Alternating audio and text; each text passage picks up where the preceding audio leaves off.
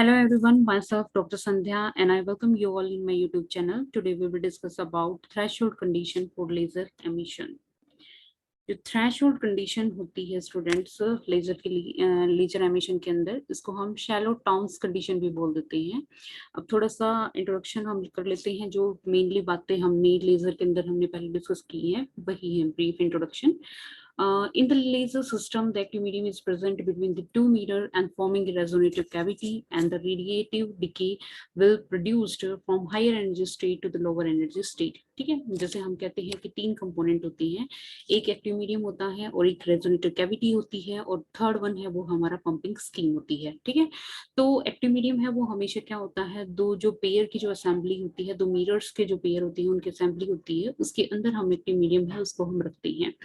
और ट्रांजिशन है वो जनरली हमारा क्या होता है, रेडिएटिव डिके होता है, और वो ट्रांजिशन है हमारा हायर एनर्जी स्टेट से हमारा लोअर एनर्जी स्टेट में होता है। The population inversion is not sufficient for the laser action.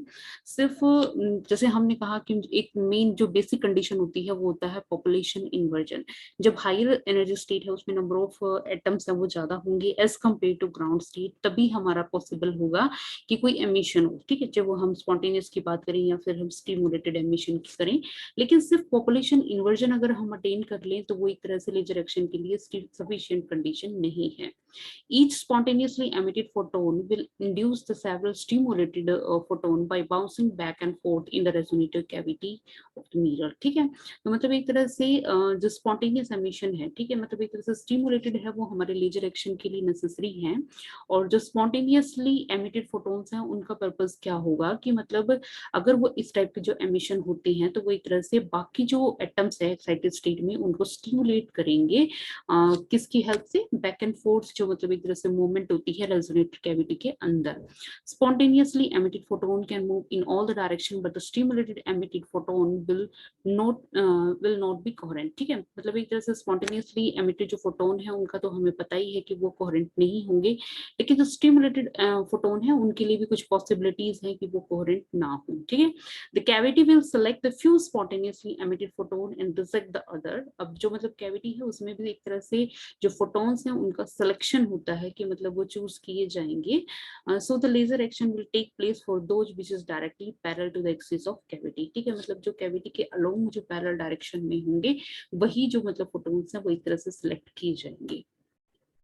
Stimulated emission will be the coherent and the light wave contributed by the photon of the being in the same phase and in the amplitude and the twice is the length of the cavity of the integral multiple of the wavelength, then there will be constructive interference and the strength will increases. एक तरह से जो मतलब spontaneous stimulated emission की हम बात करते हैं, जो हम कहते हैं कि मतलब एक तरह से कोहेरेंट होगा हमारा, और कोहेरेंट के लिए फिर क्या होगा कि मतलब सभी जो मतलब एक तरह से फोटोन्स वो रिलीज हो रही हैं वो सेम फेज में है, तो वो एक तरह से इंटरफेयर करेंगे। एंड वो हमने क्या कहा कि कंस्ट्रक्टिव इंटरफेरेंस भी हो सकता है और हमारा डिस्ट्रक्टिव भी हो सकता है। कंस्ट्रक्टिव के लिए हमने क्या कहा कि मतलब अगर कंस्ट्रक्टिव है तो उसकी कोरस्पॉन्डिंग जो स्ट्रेंथ होगी वो एक हमारी इंक्रीज होगी। और ये जो कंडीशन है जहां पे हम कह रहे हैं कि कंस्ट्रक्टिव इंटरफेरेंस होगा तो वो हमारी कंडीशन होगी, इसको हम क्या कहेंगे, रेजोनेंस।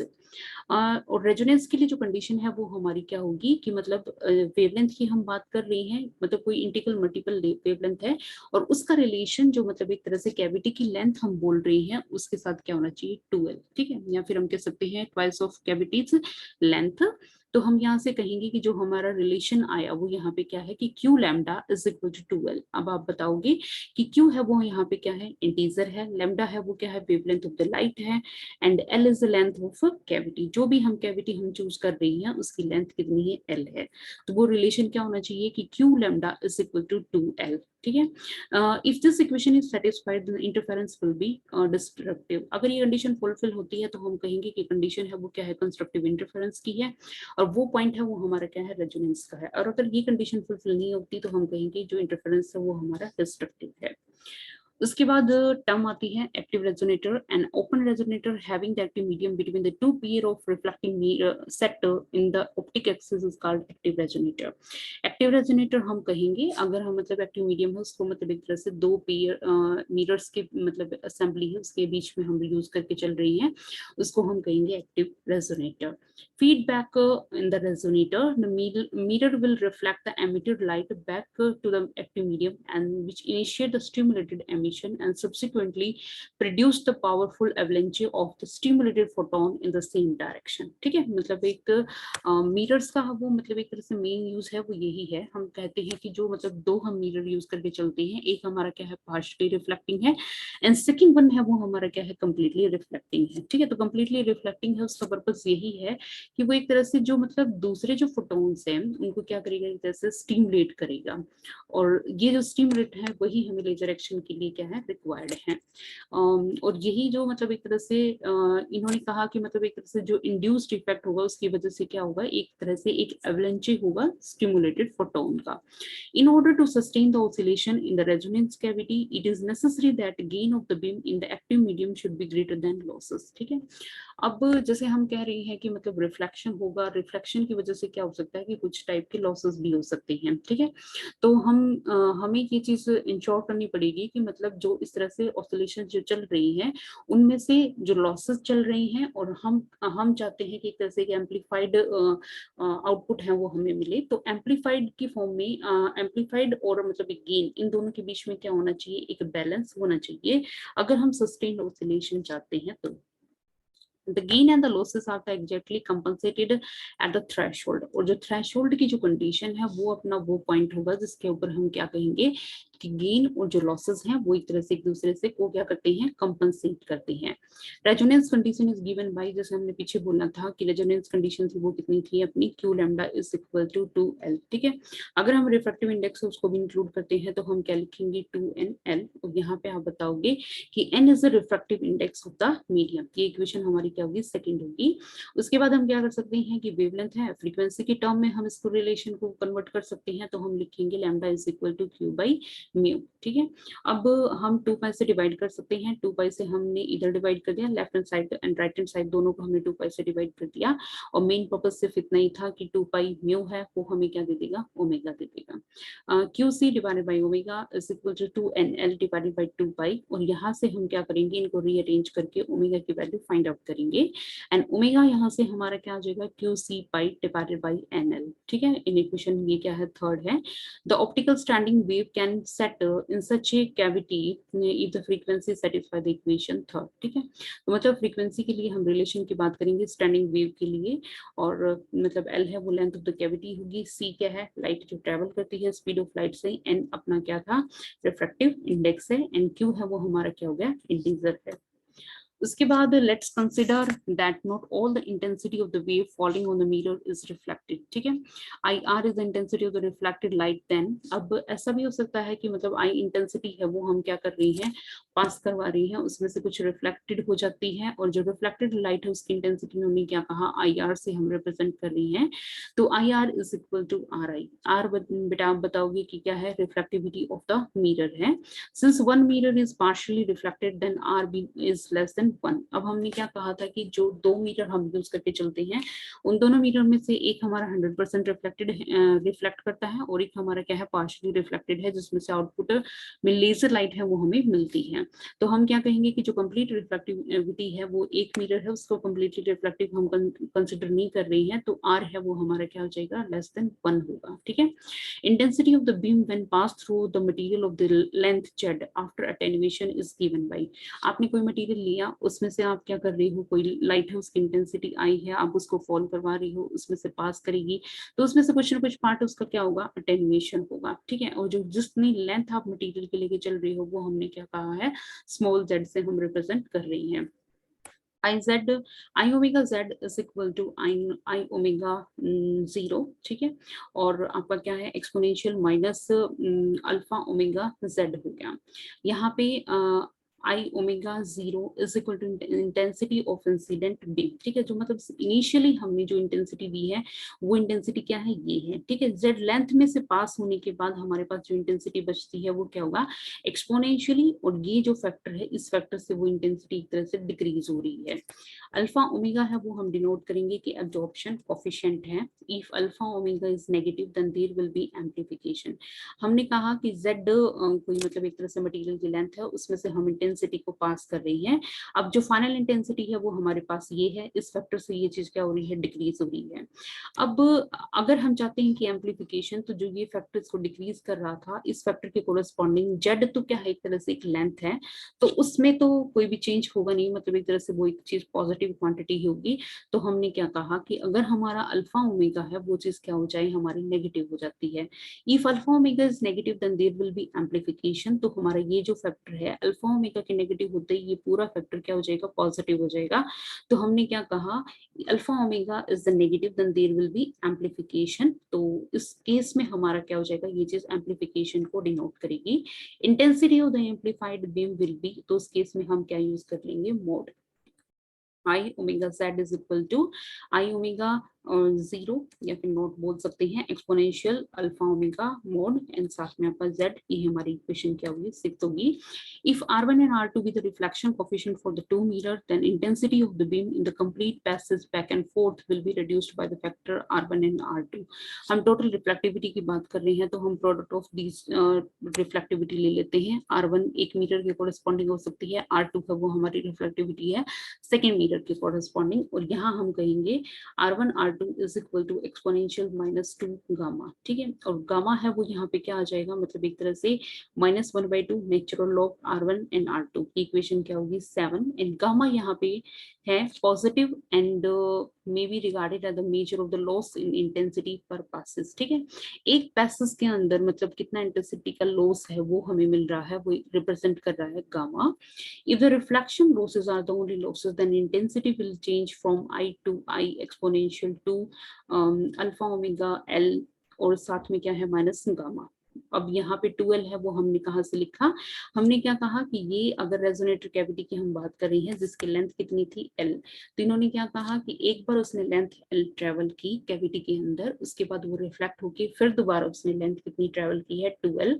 तो एक तरह से Z है वो हमारी कितनी होगी, 2L होगी minus gamma, and L is the length of cavity. उसके बाद for sustained oscillation the amplification must be sufficient to compensate the losses।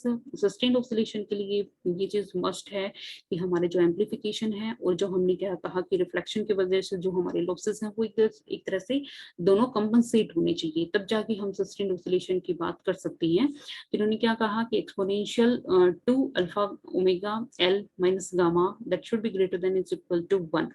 अब हमने क्या कहा कि मतलब alpha omega L is greater than is equal to gamma, यहाँ से हम कह सकते हैं, यहाँ इसको हम इज इक्वल टू 1 लिख रहे हैं, तो एक्सपोनेंशियल रेज टू पावर हम क्या लिख सकते हैं, 0। दोनों को कंपेयर करके हम क्या कहेंगे, alpha omega L is greater than is equal to gamma.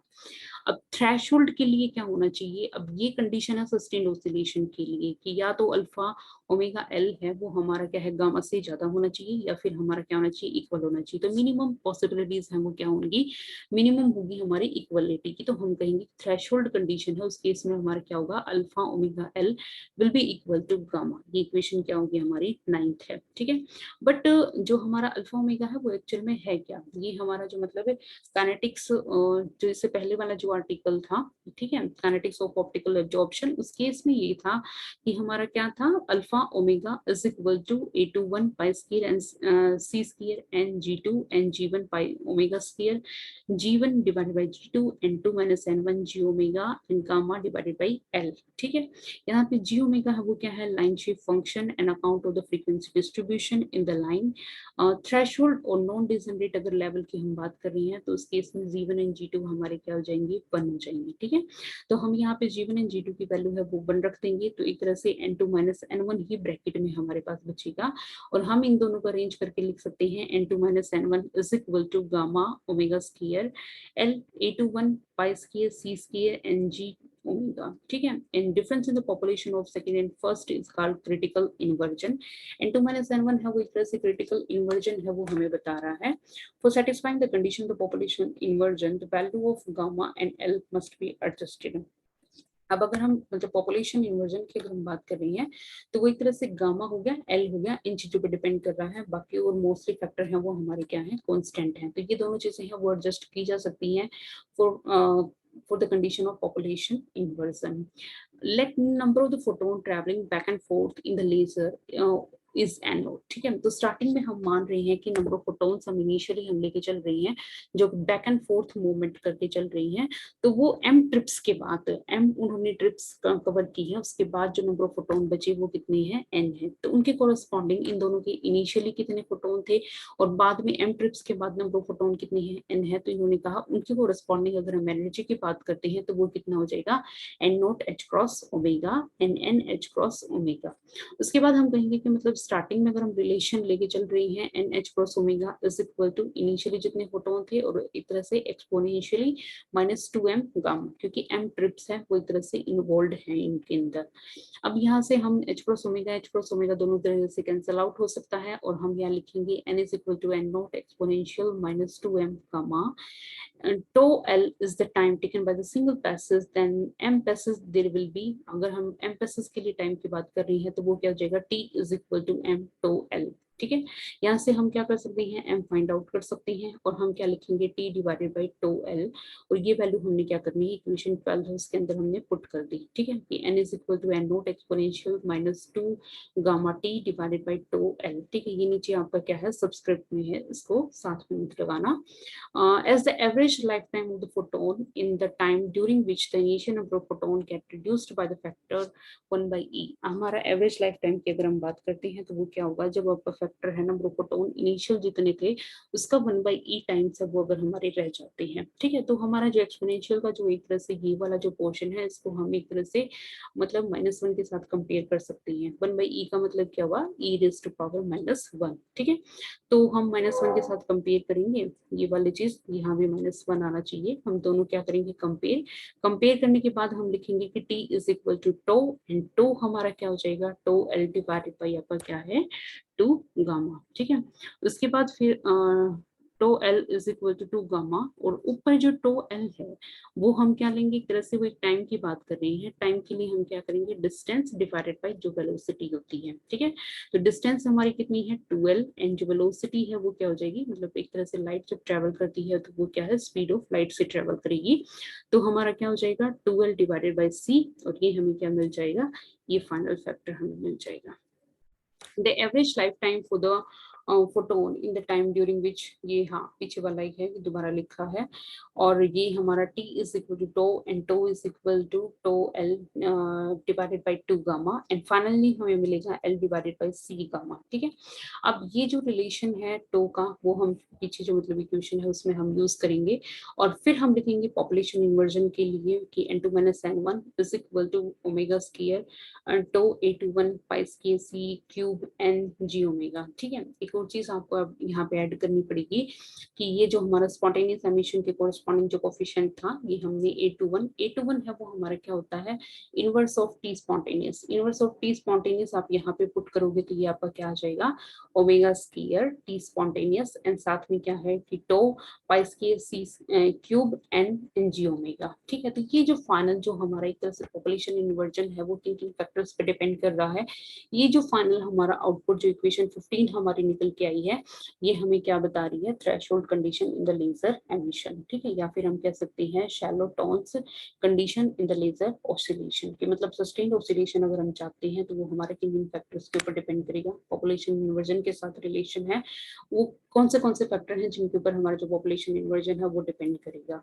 The population inversion depend, यहाँ से हम कंक्लूड कर सकते हैं या एक तरह से समराइज कर सकते हैं, the population inversion depend upon 2 life times, 2 life time है उनके ऊपर डिपेंड कर रहा है। फर्स्ट वन क्या है, spontaneous life time for the upper level, जो कि आपका क्या है n2 minus n1 किसके ऊपर डिपेंड कर रहा है, टी स्पॉन्टेनियस के ऊपर, एंड सेकेंड वन है वो क्या है, average life time of cavity. ये हमारा क्या हो गया, तो इन दो फैक्टर्स हैं या फिर हम कह सकते हैं दो लाइफ टाइम है, उनके ऊपर ये डिपेंड कर रहा है। एक अपर लेवल है उसके ऊपर स्पॉन्टेनियस का लाइफ टाइम कितना है, एंड सेकेंड वन है average life time of cavity. तो ये ओवरऑल था हमारा threshold condition in laser emission. I just hope कि आपको टॉपिक अच्छे से समझ में आया होगा, और अगर वीडियो आपको अच्छी लगी तो आप लाइक कर सकते हैं, अपने फ्रेंड्स के साथ शेयर कर सकते हैं, एंड चैनल को सब्सक्राइब कर सकते हैं। मिलते हैं नई वीडियो के साथ। Thank you.